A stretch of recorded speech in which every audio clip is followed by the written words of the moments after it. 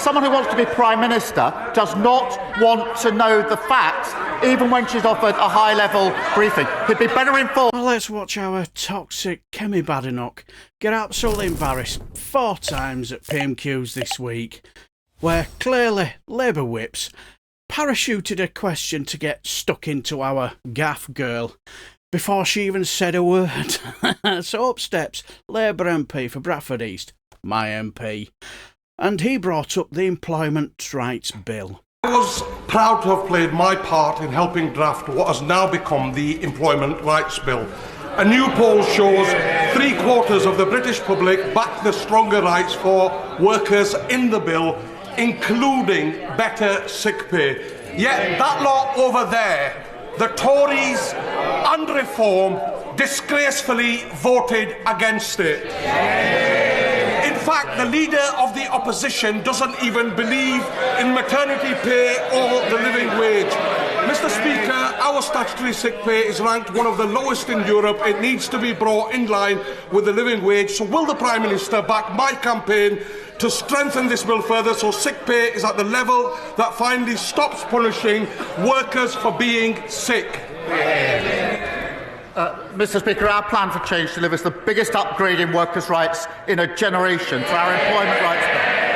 Ending exploitative zero-hour contracts, ending the scandal of fire and rehire, extending statutory sick pay to 1.3 million employees. Of course, that's on top of the pay rise for 3 million of the lowest paid. I would have thought the Leader of the Opposition might actually sort of support day one protection employment rights, given where she's going, but she thinks maternity leave is excessive. Our plan is pro-worker and pro-growth. Now, I did chuckle when he talked about supporting the protection of day one employment rights, given where she is going. It's clearly a dig at her situation. She's tanking in the polls at Conservative Home, if I remember rightly. Her PMQs performances every week are just absolutely woeful. Doesn't do much media work either, because she doesn't like doing it. So if you really want to embarrass our gaff girl, just let her get up and open her mouth, because she clearly doesn't need any help from any Labour backbencher to embarrass her, when she can just as easily do it herself. Mr. Speaker, the Conservative government established the Ukraine Family Scheme, and in total, over 200,000 Ukrainians, mostly women, children and the elderly, have found sanctuary in the UK from Putin's war. However, a family of 6 from Gaza have applied to live in Britain using this scheme, and a judge has now ruled in their favour. This is not what the scheme was designed to do. This decision is completely wrong. It cannot be allowed to stand. Is the government planning to appeal on any points of law?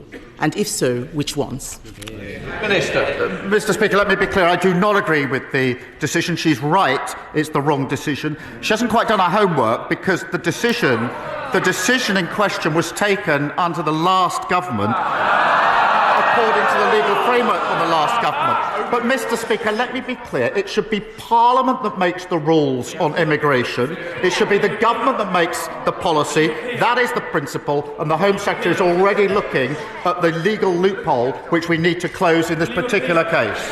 Now, I have a sneaky feeling that our gaff girl was banking on Keir Starmer disagreeing with her and arguing the toss and flip-flopping about with some sort of lawyer-type response about abiding by the decision.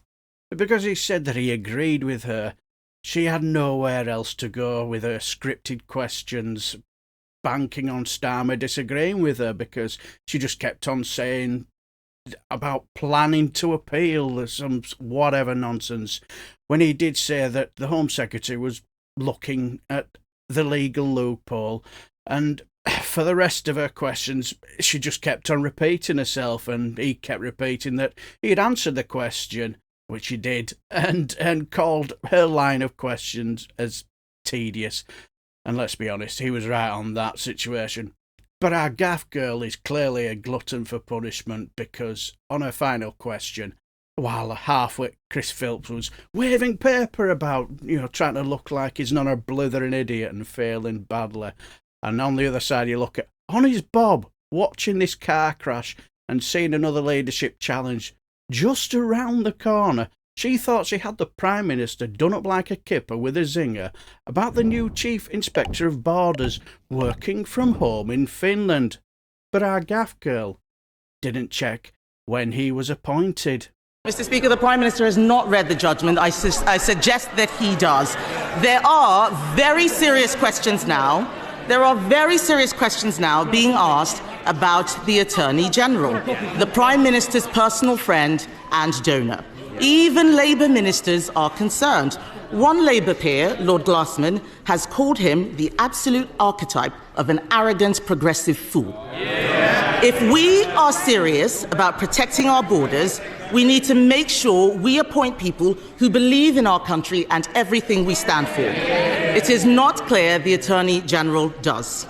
The government is now recruiting a new Chief Inspector of Borders who lives in Finland and wants to work from home.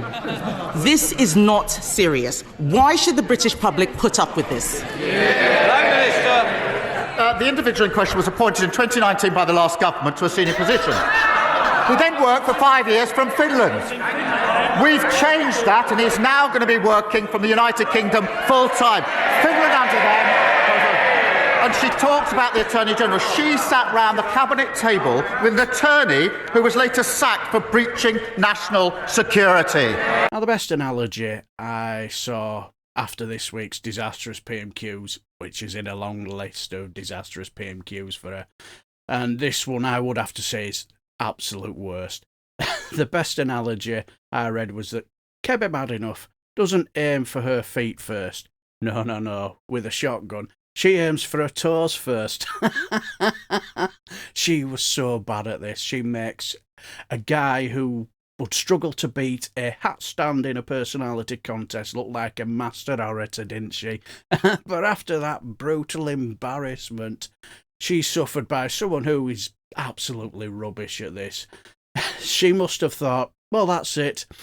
My suffering is now over and I can now lick my wounds behind the dispatch box. But no, not on your life, Kemi Badenoch. Up steps posh Tory wide boy from Exmouth and Exeter East, David Reid, who thought he had a fantastic zinger to grandstand over and embarrass the Prime Minister with over the Chagos Islands. While the latest Tory posh boy band were looking like nodding dogs behind him as well. Absolutely priceless. But something tells me our Kemi would have wished he had never opened his posh gob. Last week, the Prime Minister gave yet another threadbare excuse for why he and his North London lawyer friends are giving away the Chagos Islands. Mr. Speaker, this is his decision and he must own it. More importantly, he can't tell us, the British taxpayer, how much this is going to cost. Is it 9 billion? Is it 18 billion? Is it 52 billion? The Times have called this botched deal insane. Members of his own cabinet reportedly think it's impossible to understand. And one of his own MPs think it's the worst thing the Labour Party have ever done. So could the Prime Minister tell us which word he thinks best describes this deal? Mr. Speaker, I set out the position in relation to the Chagos Islands last week. I also offered the Leader of the Opposition a briefing on this, a high-level briefing. She still hasn't taken me up on that briefing.